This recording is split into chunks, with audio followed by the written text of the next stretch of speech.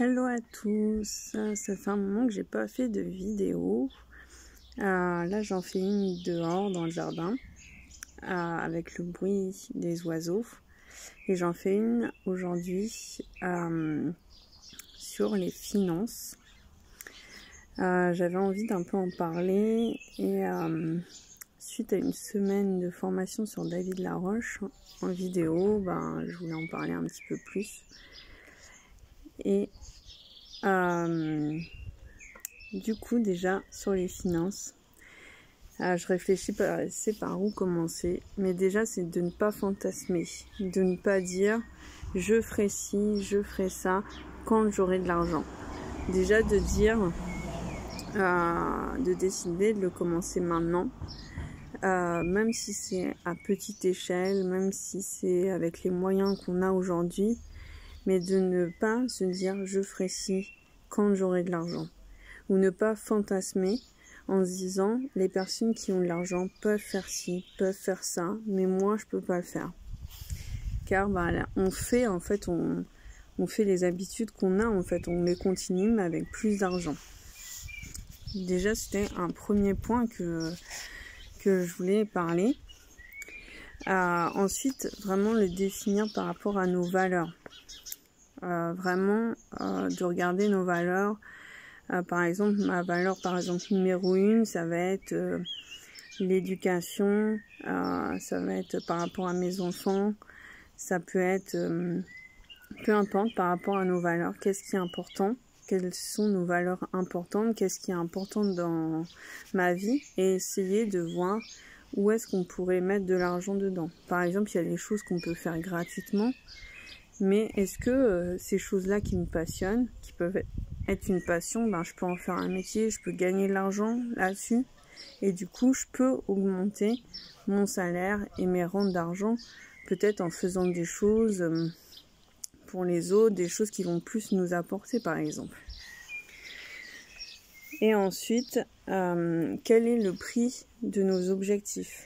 Par exemple, pour un homme et une femme, peu importe, son objectif c'est d'avoir, souvent on le met sur un homme, souvent les hommes on dit que c'est peut-être mal, mais les femmes le font aussi, de se dire j'ai envie d'avoir 2 conjoints ou 2 conjointes.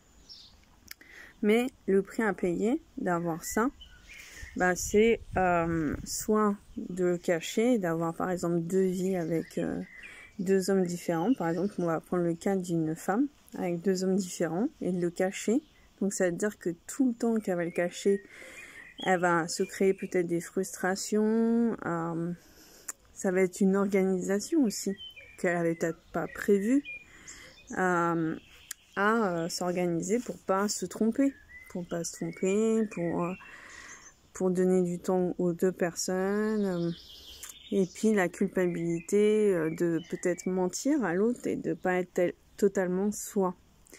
Ou de dire la vérité, mais du coup, la personne, c'est peut-être son envie d'avoir 2 conjoints, mais c'est peut-être pas l'envie de ces 2 conjoints, de partager sa compagne.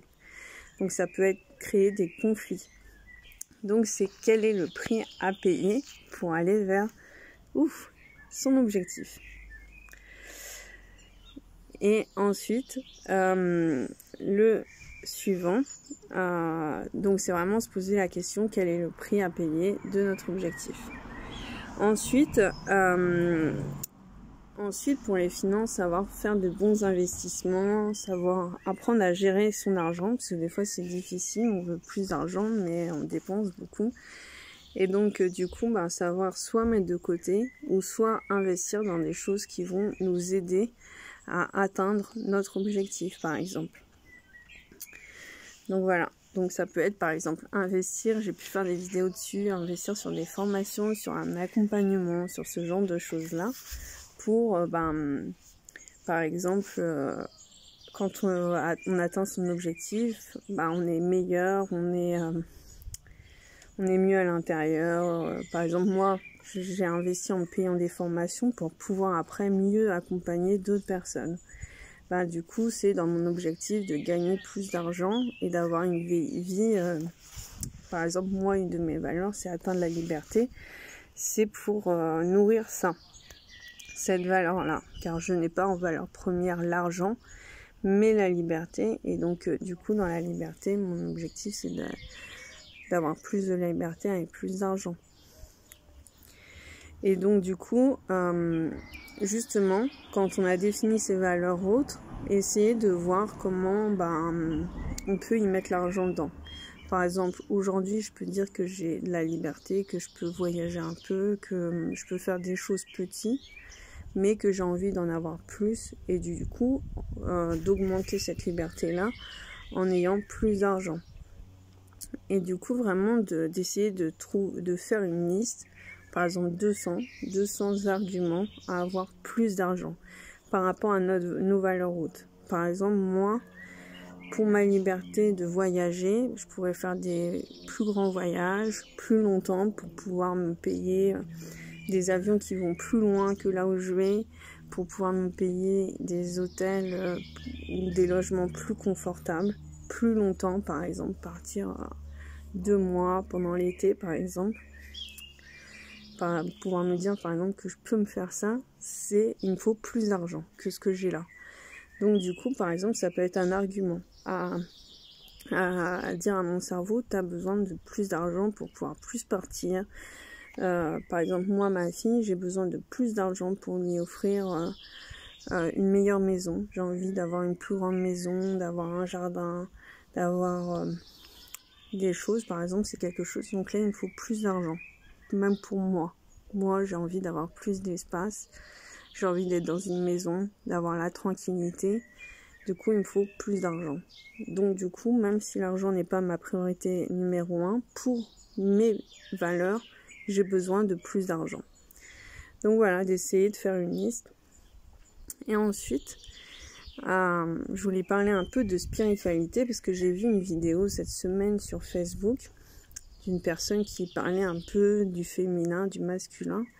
Et c'est vrai que souvent, les femmes, même les hommes, ils peuvent avoir un côté féminin où on est plus connecté au spirituel vraiment qui est dans les chakras au-dessus.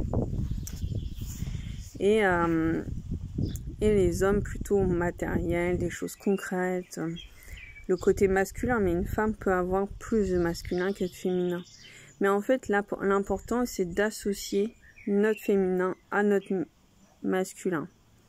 Notre côté spirituel au côté vraiment matériel.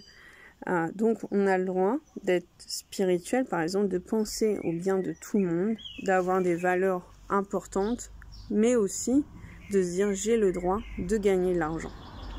Voilà, petite vidéo de cette semaine sur les finances.